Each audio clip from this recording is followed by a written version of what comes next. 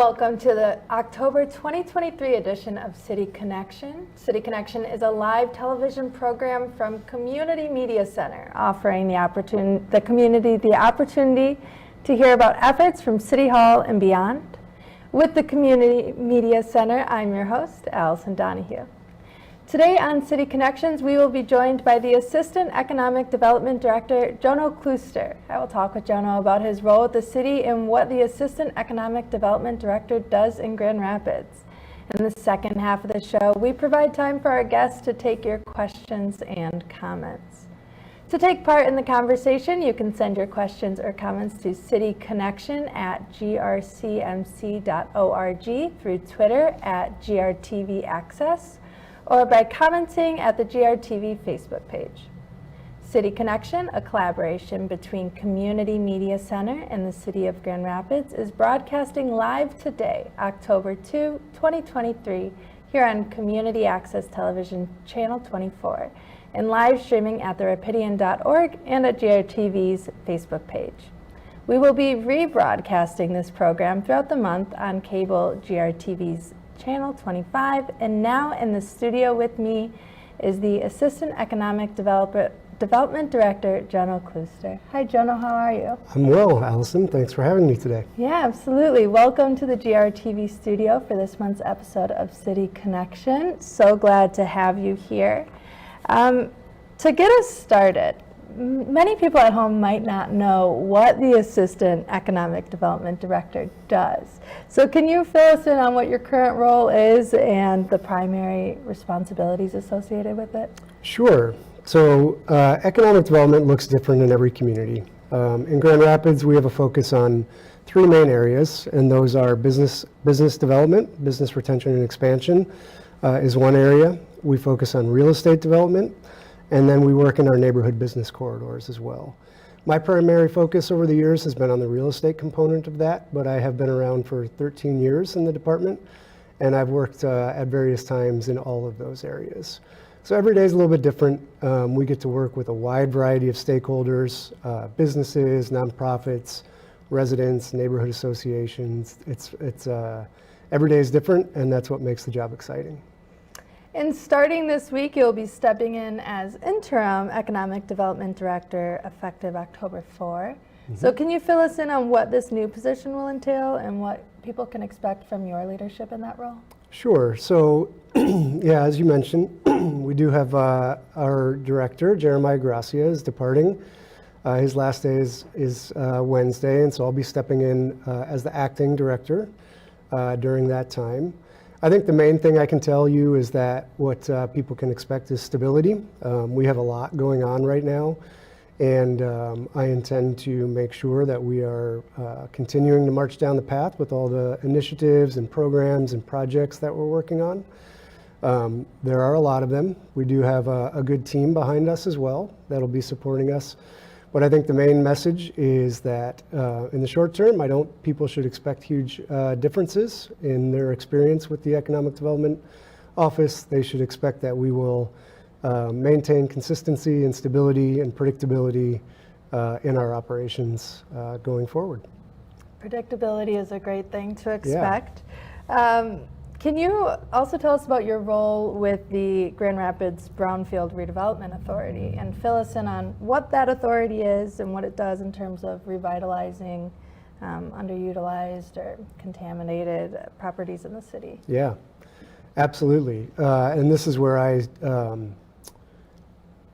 lot of the work I do is with our Brownfield Redevelopment Authority. So for context, the Economic Development Department is a city department. We're a relatively small department with 7 people, and we do manage a whole bunch of authorities. So I think we'll talk a little bit about a few of those later on. The Brownfield Redevelopment Authority is one of those. So that's a quasi-governmental entity that is established by the City Commission. So it's a board. We have board members that are appointed by the City Commission as well that provide oversight to that. I serve as the executive director of the Brownfield Redevelopment Authority and have been in that role since 2019. I really enjoy it. That program is one that we've utilized a lot in Grand Rapids to achieve a lot of results. So For those that aren't familiar with it, as you mentioned, Allison, it is a program that works to support the revitalization of lots of different properties. They may be functionally obsolete buildings that need to be either go through a significant rehabilitation or potentially be torn down for a new use. Functionally obsolete, they may be contaminated from a prior use. Historic resources are also properties that qualify for the Brownfield program, so that means that it has some historical significance. We really enjoy working on those projects where we can sort of bring buildings back to their, the historic nature of them from their obsolete condition. And recent amendments to that legislation, the Brownfield redevelopment legislation, have really expanded opportunities for us to be involved in housing projects. So we have supported many different housing projects, but sometimes it's been a bit of fitting a square peg into a round hole, and we aren't really able to achieve everything that we would like to. Recent legislative amendments have really opened that up, and so we're in the process of working on policy with our board and program guidelines and making sure that we can use that program to meet a lot of the challenges related to the housing supply in Grand Rapids. So we hope to roll that out this year. It is a partnership with the state. In this instance, it's with the Michigan State Housing Development Authority, so we're working collaboratively with them to define the program guidelines. But I think we expect, and the public can expect, a lot more from the Brownfield Authority going into the future. So if people haven't really, if that sounds kind of, I feel like I've heard about the Brownfield Authority, but what does that really mean?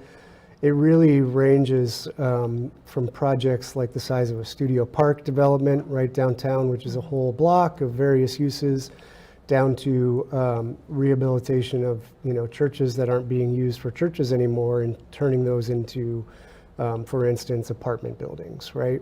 So it can range in size and scale. There are brownfield projects that we've worked on across the city, in every quadrant of the city. And you said those legislative changes have kind of opened up opportunities. Can you tell us a little bit more about what you mean by that? Yeah, at a high level, the way I like to explain the Brownfield program in 1 minute, if I only have 1 minute, is that a Brownfield program has to be on property that qualifies for the program, and then it has to have expenses that qualify under the program as well. So the eligible properties have been expanded to just include pretty much every housing property in the city. So that's an expansion of properties that can qualify for the program. And then a lot of the costs that can be included in a Brownfield program have been expanded as well. The program really started as a cleanup program way back in the 90s. So this was to deal with largely industrial properties, right, that had a history of uses that may not have been regulated appropriately, very early on, right? Mm-hmm. And it's been expanded over the years many times, and this is just another one of those expansions. But it's been expanded to really be able to support a lot of urban redevelopment projects. So these expansions in terms of eligible activities are related to providing housing at sort of this middle income. There are a lot of programs, not enough, but there are a lot of programs targeted at lower income affordable housing. And then there's the market rate, right? And I think we recognize and have a lot of data to support that there are needs across the spectrum for housing. And so this is now a tool that we can use pretty effectively, I believe, to provide some of that middle income housing for those households that maybe can't afford market rate, but might be making a little bit too much money to qualify for some of the programs that exist today. And we've just talked quite a bit about that project, but are there any other, in that program, are there any other ongoing projects or initiatives that the residents of Grand Rapids can expect to see in the next year or two or get excited about? Yeah, a lot of things we work on, interesting, we'll see them in front of the city commission, and then they don't get built for a year, they don't get finished for a couple years. So, one project we've been working on for a long time is the Factory Yards project. So this is the first project to qualify under the Transformational Brownfield Program in Grand Rapids.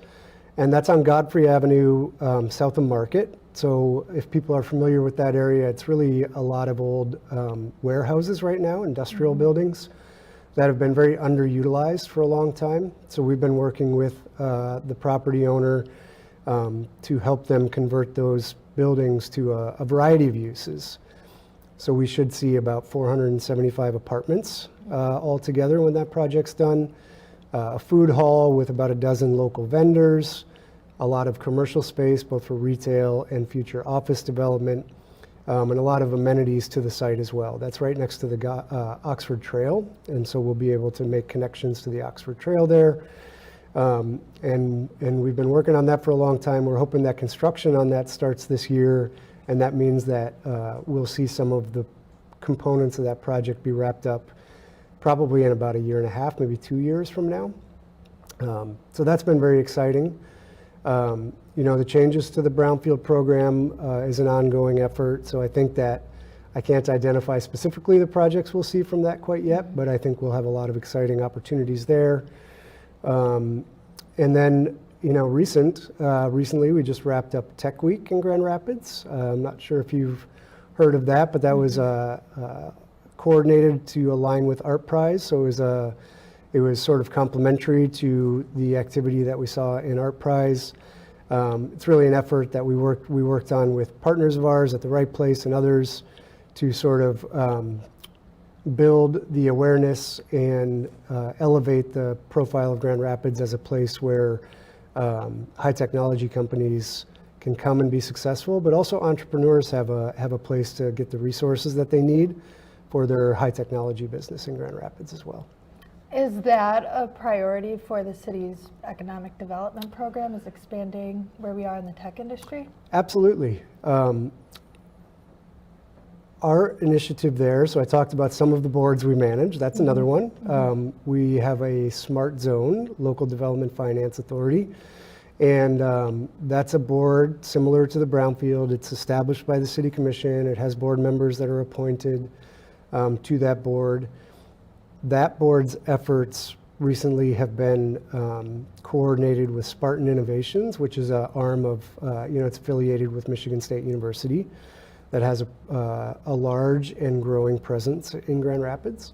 And then with Stark Garden as well, which is another organization downtown that's focused on helping entrepreneurs start and grow their business. So that's been a great partnership with those two entities. I think we've seen a lot of good results. And the goals there are really to grow and diversify the technology sector in Grand Rapids. Yeah. And we just have a minute or two left, All but right. I would love to hear what drives you in this role. Are there any successes or milestones that you really hang your hat on, and why you keep trying to make Grand Rapids more economically successful? Sure. I think there are so many things, Allison. I already talked about the diversity of the job, right?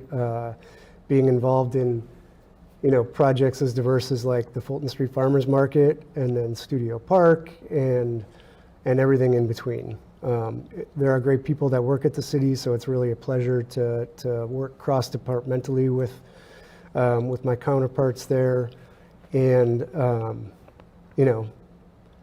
being able to say you're working to improve the economic conditions of residents of Grand Rapids on a daily basis is, I think anybody would be excited about that. Great. Well, it's time for our first break now. When we come back, we will continue our conversation with Jono Klooster, so stay tuned and we will be right back.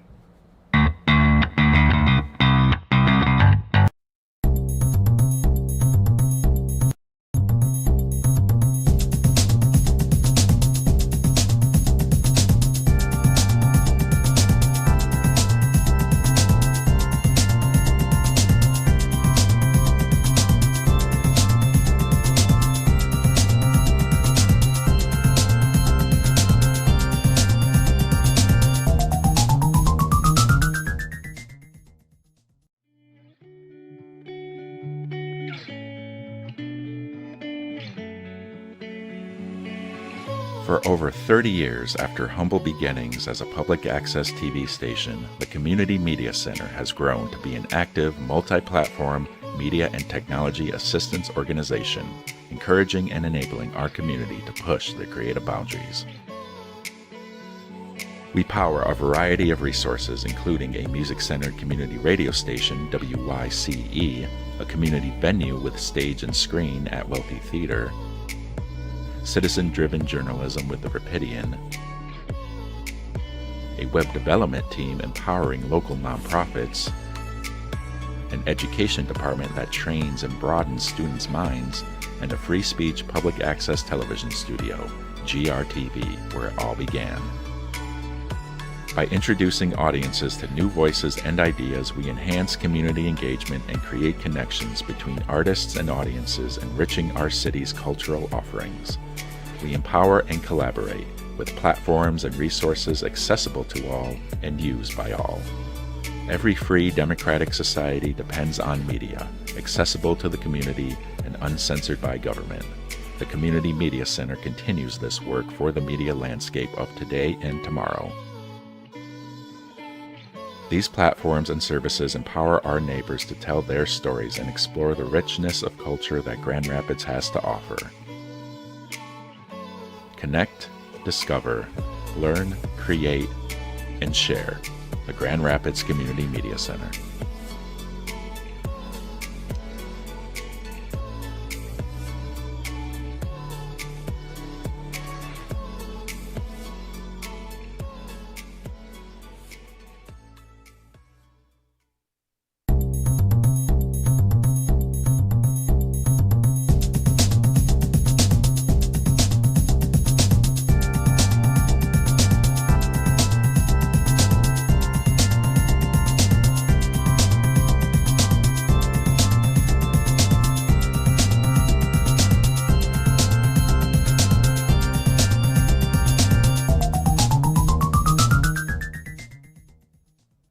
Hi there, and welcome back to City Connections. We're here with our guest, Assistant Economic Development Director, Jono Klooster, talking about some of the big plans that we have here in the city coming up.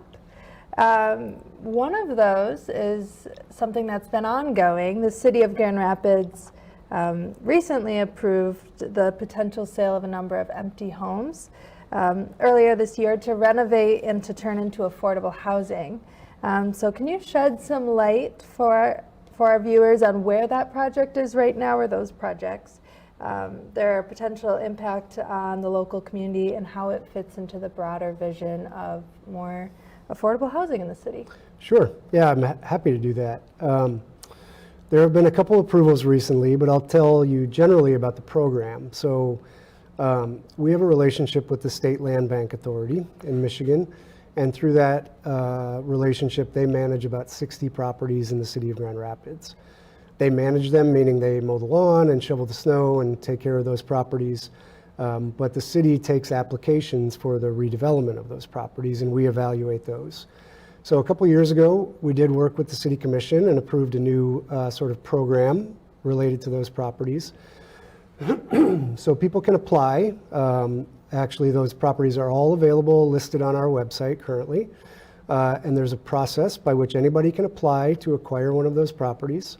You are going to have to propose a housing project. Most of the lots are vacant, so that means a new construction project. You are going to have a plan that can be approved by the city in terms of the type of home and the zoning requirements. And you're going to have to show us that you have a plan to finance that as well. The program does prioritize affordable housing. So if we get competing applications, if one application is for an affordable housing project, we will prioritize that, right? And we'll try to find additional financing for that project as well. So recently we did approve a couple things.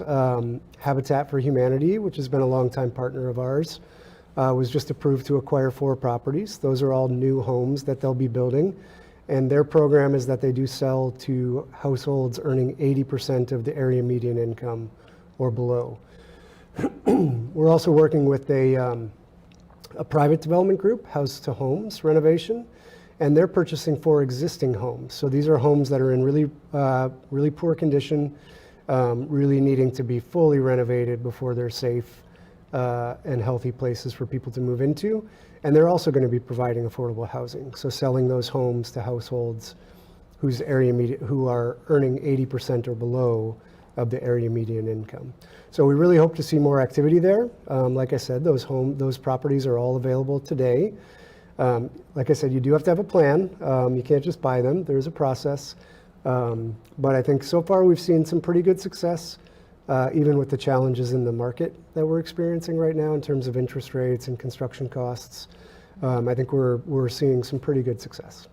With those homes that were purchased by House to Homes, could you tell us what parts of the city those houses are in, if you know? Yeah, I don't have that offhand. We do have, those 60 properties are spread throughout the city. They're mostly in what we would call our traditional neighborhoods, so the nearer to downtown neighborhoods. And so if I had those addresses, I could tell you. That's okay. Yeah. That's okay. Another thing I wanted to talk to you about, so based on some data from 2013, so a couple years ago now, presented in the Equitable Economic Development and Mobility Strategic Plan, it states that out of the nation's 52 largest cities, Grand Rapids ranks second to last in economic outcomes for Black Americans, gauged by homeownership, median household income, and entrepreneurship. Can you talk to us about how the department is addressing and prioritizing economic growth, especially and specifically for the Black community in Grand Rapids? Sure. I think there are a couple things I can refer to. Number one, as you mentioned, that's 2013 data. That report hasn't been reproduced, so I think we don't have, all we have is 2013, which is a decade ago. Since that time, we have gone through and developed our strategic plan for our department, the Equitable Economic Development and Mobility Strategic Plan. I apologize for the long name, but and so we've identified a couple strategies in there to counter that, right? So I think we recognize that a lot of things you do, and especially in economic development, when you're working with the city and different programs, can be pretty complicated. Sometimes we have an opportunity to simplify those things, but not always when it's a state law that tells us we have to implement a program a certain way, right? And so we recognize that we need to be more transparent and engaged in the community, being able to share our story and the opportunities that people have to work with us.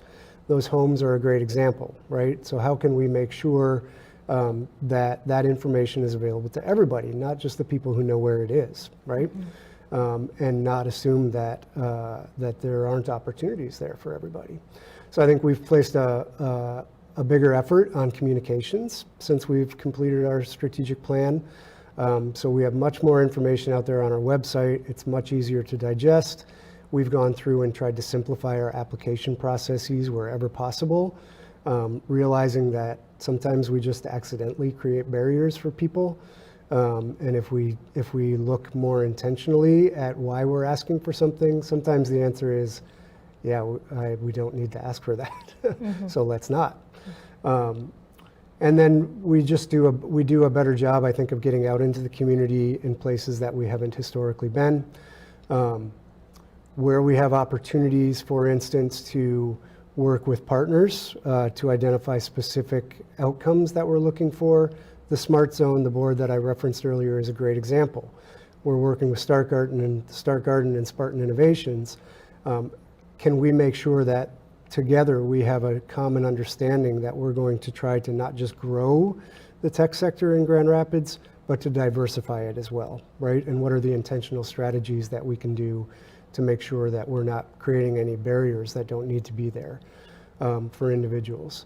So those are a couple examples. I think just tracking data too along the way. So we're measuring, are we working with first-time developers, or are we working with developers that have a lot of experience and know the systems and don't need as much help from us? Are we able to help provide guidance and assistance to those that might need it a little bit more? Yeah. A big part of the Economic Development Department's strategic plan is to build equity into the city's economy, like we're just talking here. And you mentioned a few, but could you tell us more about some of the key strategies or programs the city is implementing to make economic development and mobility more accessible and equitable to everyone? Absolutely. I think one of the greatest successes I think that I can point to over the past couple of years that came directly out of our strategy is a program that we designed and developed, and we refer to it as the Inclusion Plan. So one commonality for most things we work on, kind of regardless of which board or program it is, there's usually a construction project involved. So recognizing that that's true, we looked intentionally at, okay, we have an opportunity in that industry, in the construction industry, to make an impact. What should we be doing? So we developed this inclusion plan in partnership with our steering committee from our strategic plan, which is a very diverse group of individuals representing organizations and neighborhood associations, and then also stakeholders and other experts. And basically what we're doing is every time we have a project, we're asking the applicant for that project to take an intentional look at their construction, working with their general contractor to increase access to opportunity for diverse subcontractors. So this is very specific to the construction industry, but we recognize that that's a great opportunity. So I think the plan has worked pretty well. We've implemented it beginning in 2021, and every project we've worked on since that time has submitted an inclusion plan. It's a little bit hard to talk about the numbers, but I'll do my best to sort of break it down here. We've got about 30 plans. The applicants for those plans have identified about $60 million of what we would call our aspirational goals. Aspirations are good, but we also want to know what the actual outcomes are. So we've got outcomes from 11 projects right now. That's our first really report of, okay, everybody's bought in, we're seeing good participation and commitments, but is it following through to actual outcomes? And with 11 projects, the goal for those 11 projects was about $22 million, and we got to just over 20 million. So not 100%, but I think 20 million out of 22 million commitments for the first report from a new program. We feel pretty good about that, and that we have a lot of opportunity to continue building that program, continue building awareness. It gets easier over time. We have more shared sort of goals with the people we're working with. And I think that's, that's one of the great successes I can point to coming out of our strategic plan. Yeah. Great.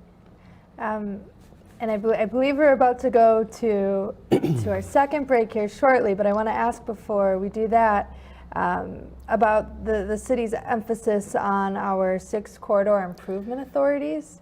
Yeah. Can you talk to us about what that looks like and the importance of investing in these community business districts? Absolutely. I'll try to be brief for time, but we do have 6 of them. These are, again, boards with appointed board members. They cover most of the commercial areas of the city. Their investments are largely in streetscape improvements, facade improvements, and public art.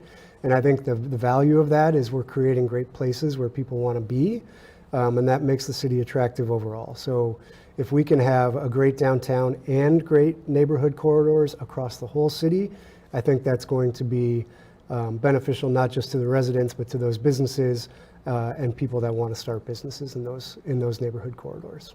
Definitely makes our city more walkable. Yeah. So we're about to head into our second break now. So when we come back, we'll continue our conversation with Jono Klooster and take questions from those of you watching along at home. So stay tuned and we will be right back.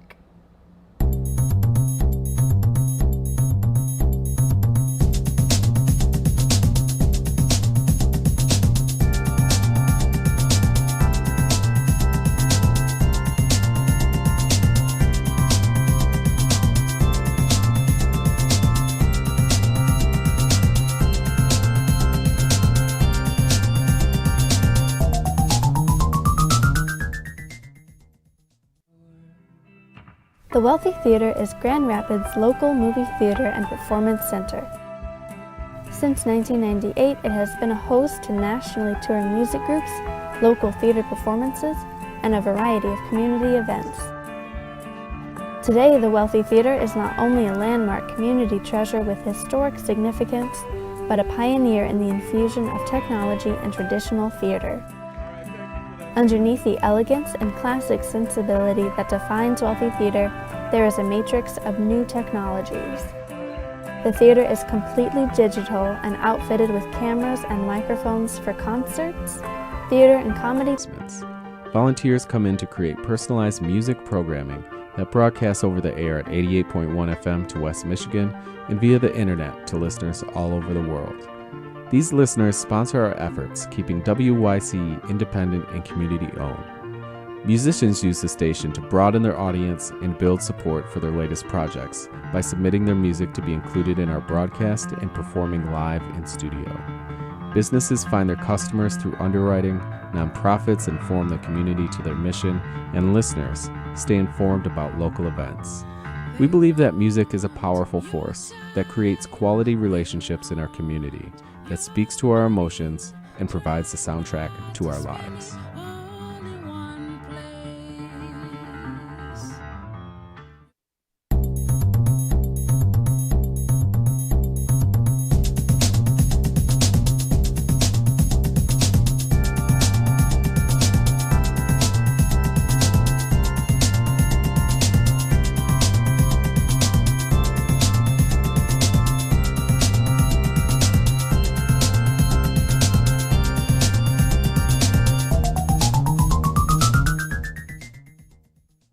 Welcome back to City Connection. I'm your host, Allison Donahue. I'm joined here with Assistant Economic Development Director Jono Klooster, and we are at the part of the show where we get to answer questions from you, from the folks at home. So the first question that we have for you today, Jono, is from Bianca. They want to know, why did the old Economic Development Director leave? Well, I'm not sure I can speak for Jeremiah. He is going back to the place that he calls home in Ohio for a new opportunity. What I can tell you is that it's been great to have Jeremiah here for 3.5 years. I think we've made more progress over that time than in a lot of really important areas, and so we're sad to see him go. But I think for the full story, you'd have to ask Jeremiah. That's fair. We have another question here from Mo. Mo wants to know, how is the city protecting green spaces as it encourages economic development? Yeah, that's a good question. And there's a lot of different answers to that, I think. Obviously, our Parks Department has a big role in that and is making, hopefully, your viewers have recognized the many investments that have been made in parks since the voters approved enhanced millages for those. So that's one key component. Another is when we're working on economic development, this is a collaboration with planning. There are requirements for green space and development, right? And so it varies depending on what property and what type of project you're talking about, but there are requirements that prioritize green space and make sure that everybody's doing their part to, not create just areas throughout the city, but that, unique areas like parks, but that runs throughout the whole city. I would guess that every department at the city could tell you a story of how they're working on that, from planting more trees to green infrastructure on city infrastructure projects. And in economic development, one of the roles we play is also, it's not as well known, but we do help manage the city's real estate portfolio. And so, in the last year, I've helped the Parks Department acquire property. The most recent one was in Plaza Roosevelt on Cesare Chavez Avenue, formerly Granville Avenue, next to the project that's been developed there over the last couple of years. So we'll have another acre of parkland there. Another one was on the northwest side that's currently green space, so we acquired that to preserve it as green space. So I think it's a sort of all of city effort to make sure that we're all doing our part, but those are just a couple examples. Great, so you're not just buying up houses and Nope. buildings, you're buying up green space too. That's right. Perfect. So this question is from Tracy. She lives in the Creston neighborhood. And they said, I've seen a lot of city investment over the past couple years. What is the city doing to prevent gentrification as they invest in our neighborhood? Yeah, that's a challenging one, for sure, because there's so much tied up into that. I can tell you that one of the most important things that we do in economic development when we're working on a project is work to engage with neighborhood associations. So Tracy's writing in from Creston. We have a really good relationship with the Creston Neighborhood Association, both with the director and their land use committee. So anytime we're working on anything there, one of our first stops is to the neighborhood association. Now I know that's just one venue, and it's easier for some people to engage in that than others. So our efforts related to affordable housing are another component of that. So I talked about our strategy when we're selling property to prioritize affordable housing.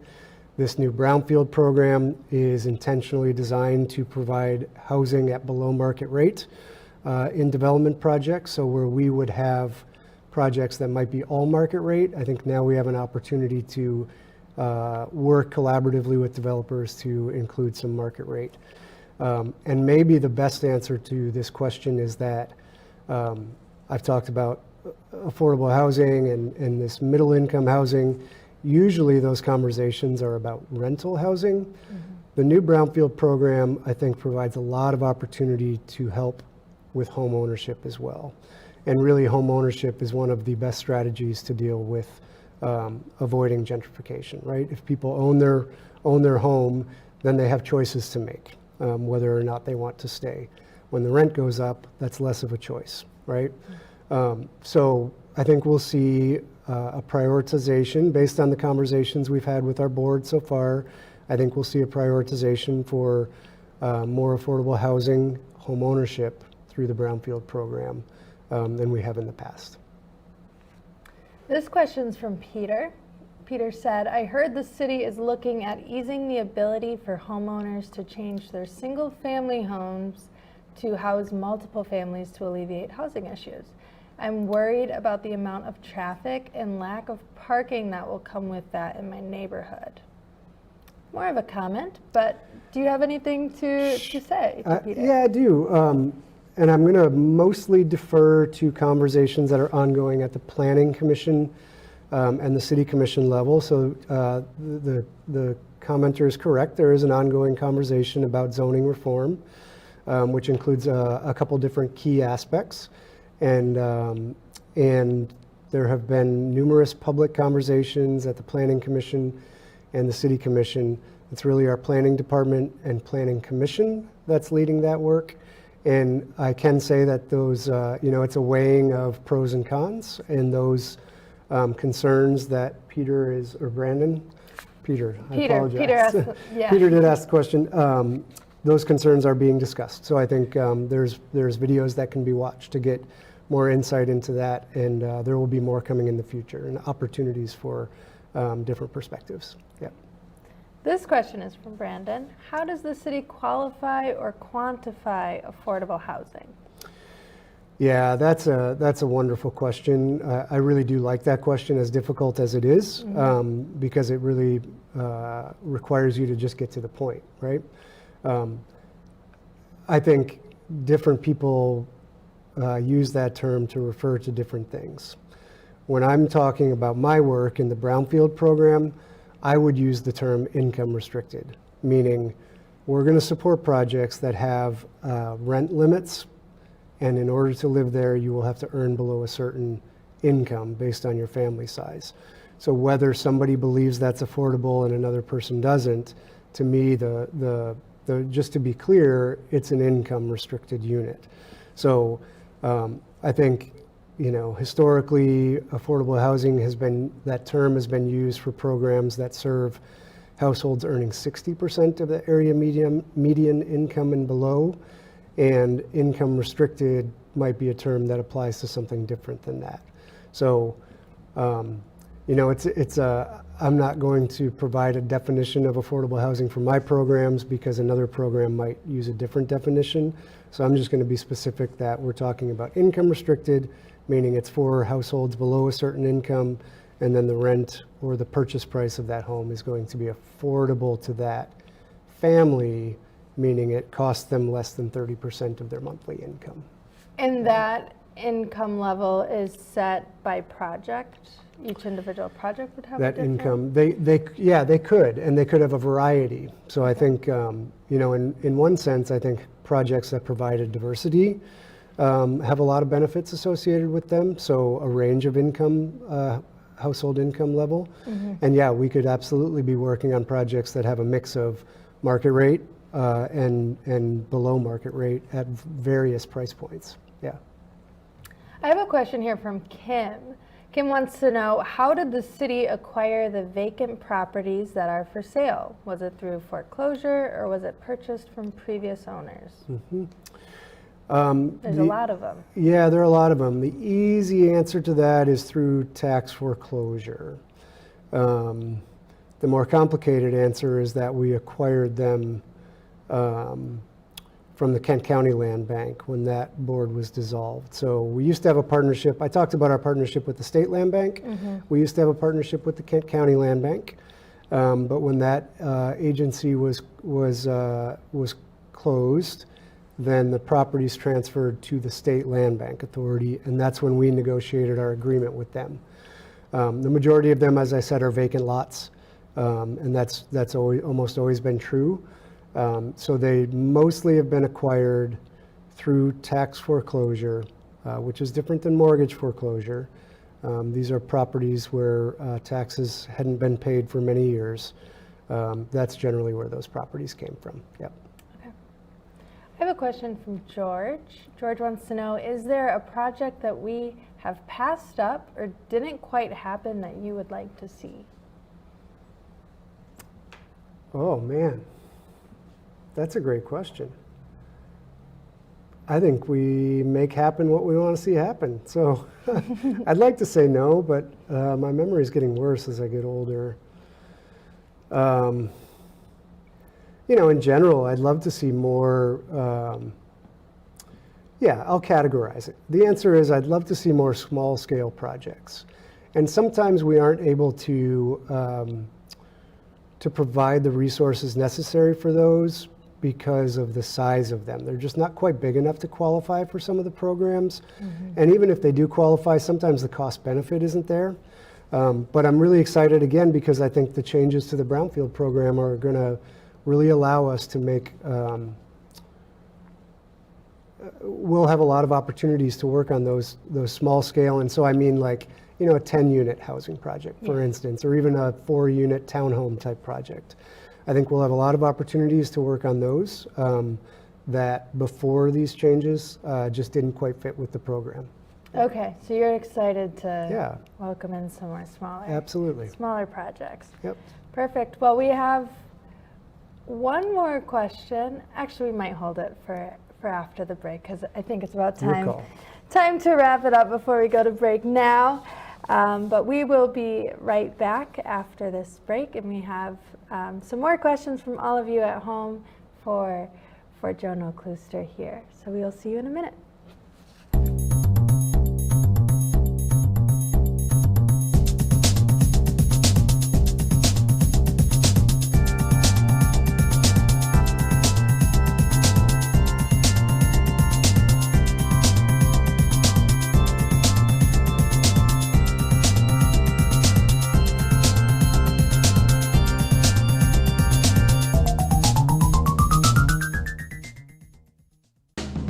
How do you build a strong local food economy? Meet Chris. Chris is opening Osteria Rosa, a locally sourced Italian restaurant in a building brought back to life by 616 Development.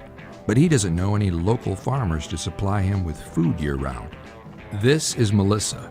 Melissa runs the Fulton Street Farmers Market and publishes a long list, even in the dead of winter, of available produce, meats, bakery goods, and more on the Rapidian. This is Amy. Amy wants to do more to support the farmers and her local food economy. Amy talks to Melissa, who introduces her to farmers at the Fulton Street Farmers Market, and Amy, in turn, publishes their stories, also on the Rapidian. Chris hears about the Rapidian and now has access to a local grocery list and information that he needs to make connections with local farmers. He feeds his patrons with local food year-round. Connections multiply. Meals are shared. A stronger local food economy is built.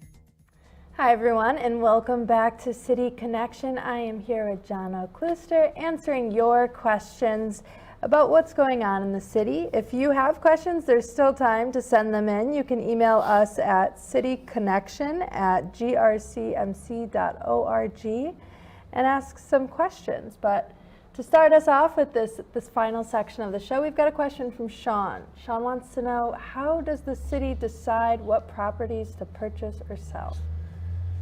Yeah, there's no one answer to that. If we're purchasing a property for city use, that's usually an independent property-specific evaluation based on our needs at the time. If the question is more about those residential properties that we talked about, then that's just based on application. So as I said, those are available now. I also said previously that you do have to have a plan that can be seen through to completion, including financing. But realistically, those are available, and if somebody wants to apply to purchase those, they can do so, and we'll work with them on their application and see whether there's a project there. How many applications would you say on average the city gets a year for those properties? We've been taking applications, I think, for just over a year now. Okay. And I think don't hold me to it, but I think we've sold 13 properties. Probably more than half of those have been to nonprofits. I mentioned Habitat, but also to like Link Up, for instance, that have a history of developing affordable housing. So we'd love to get more applications, but that's been the volume so far. Okay. Do you have like an estimate on how many applications you've received? Most of our applications, so it usually starts with a phone call, which is good, because we don't want people submitting applications thinking they're going to get be able to buy the property tomorrow. Obviously, we want to sell these properties for residential development, and so we have an obligation to make sure that happens before we sell the property. So we don't get many applications that we have to sort of turn away or say they're incomplete. So maybe a handful we've gotten, but we try to work with people to make sure they have good expectations, so they're not wasting their time too. Yeah. Yep. So Wei has a question. Does the city acquire or sell commercial space? And if an organization or business buys a building from the city, what are some of the expectations that come with the use of that space? Generally, the answer is no. We don't do that. Like I said, when we're buying property, I mentioned two, right? We bought Parks property, right? That's for a park. We also recently have acquired some property for the fire department. There's an area of the city that's very underserved in terms of fire response time. It's well known. So we acquired some property for a new fire station. So those are the times when we're buying property. We don't have property generally that we are using for commercial enterprises. Yeah. I think I might have some more questions for you here. Can you discuss any recent collaborations between the city and private entities that are aimed at stimulating economic growth in Grand Rapids? Yeah, I mean, they're just kind of all the time. We're working in partnership with a lot of different organizations. I mentioned Tech Week recently, which is exactly that, intended to stimulate the tech economy in Grand Rapids. We have a partnership that we've had for a couple years with the Grand Rapids Area Chamber of Commerce and Downtown Grand Rapids, Inc. for our retail business specialists. So we have a contracted individual working to support our retail businesses. Some of those are in our corridor improvement authorities as well. Other collaborations. I mean, I feel like most of what we do is a collaboration with the private sector, whether that's a private development project, whether that's a real estate development transaction, whether that's a business expansion. We're usually working with a business or a nonprofit organization to kind of bring all the resources we can to each individual project. Great. Yeah. Thanks for taking my question on Sure. that one. Let's get back to questions from the audience. This one's from Bear. How does the city encourage the development from low-paying jobs to higher-paying and more skilled jobs? Do they help find training opportunities? Yeah, our work, so I think what Bear's referring to is, commonly referred to as like workforce development, right? Upskilling people to advance in their careers. Good paying jobs are really important, right, to the economic success of Grand Rapids. Our efforts in workforce development are largely collaborations with other organizations. So, whether it be supporting construction trades training to fill the need in the construction industry, whether it's bringing resources that are really at the state level or the regional level, so that employers don't see barriers to training their workforce, right? So there are lots of opportunities for state funding for training programs. So early on in the program, I mentioned our business retention sort of initiatives, and that's just going out and meeting with companies and making sure that they're not experiencing any barriers that we might be able to help address to their success and growth, and therefore their employees' success and growth in Grand Rapids. And so when an employee is identifying, a need for upskilling their employees to both meet the business needs, but also to increase the wages at their location, there's usually resources that we can bring to that in collaboration with. Oftentimes, it's the right place, our regional economic development partner, and or the state of Michigan's economic development group too. This is a question from Jenny. An important tool for building tech jobs in GR is having an educated workforce. We have a number of colleges in the area to do that, but so many students move away. What does the city do to keep students here when apartment prices are so high and starting wages are so low? Well, tech, it's a great question, Jenny.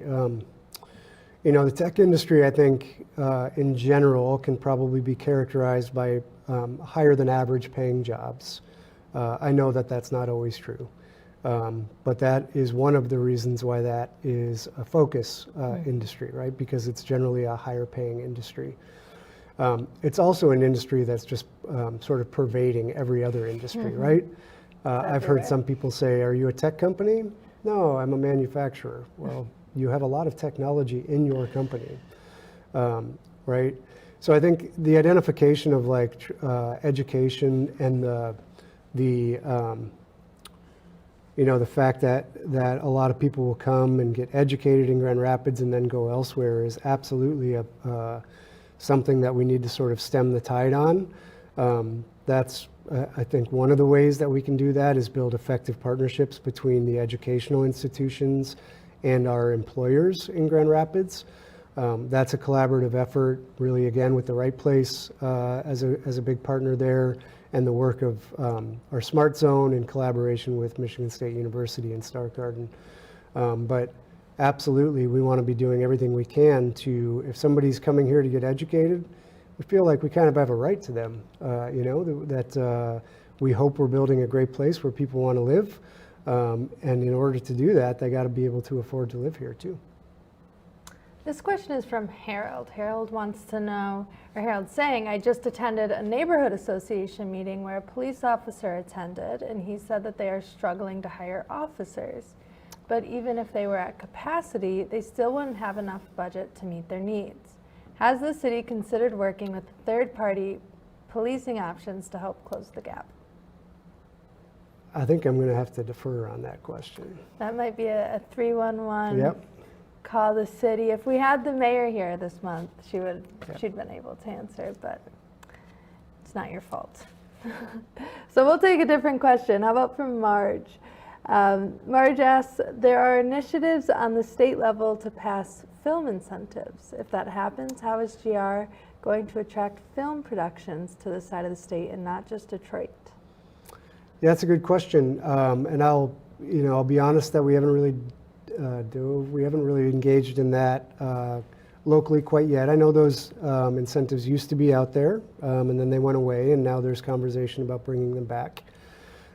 If and as that seems like it might get some legs and become a reality, I think we'll look at it and evaluate, sort of to a previous question, like is that an industry that we feel like we have a competitive advantage? It would seem like that's worth considering for sure. And does it provide the type of jobs that we want here? So I think there are some good companies in Grand Rapids in the film industry. I'm aware of that. And so we'll probably start by talking to them and seeing what opportunities they see and whether we can work collaboratively to sort of get our local effort aligned towards successful outcomes for Grand Rapids companies and residents. It does align with our goal of creating a sort of an attractive place, right? Generally, films are shot in locations that people have an affinity towards, and if we're a place like that, I think we're doing our job well. Yeah, it's also really interesting to see what industries people at home who are watching are interested in seeing grow here in Grand Rapids. Film industry is one of them. Yep. Last question. So how, and this is a question from Thomas, how is the city encouraging development downtown? I've lived there for 20 years and I've seen lots of change, but there are still areas lacking in development and are scary to live in or even walk in. Well, I think how do you encourage development in general anywhere, right? Development's going to happen where development is perceived that it will be successful, right? And so development's going to happen in areas where people want to be. People want to be in places that are walkable, that have a lot of amenities, that have options for people of all different backgrounds and income levels, that have diversity of all types, that have quality infrastructure.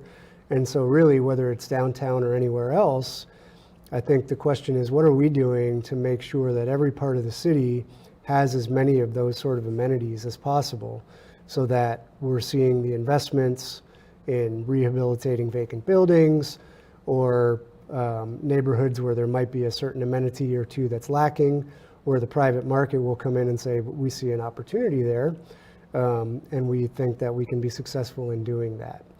Now, we have programs, of course, depending on the project, that can help make a project and development financially feasible. But generally, those projects are going to only happen if they're financially feasible and the investors believe that the project's going to be successful there, meaning it's in a place where people want to be. Gotcha.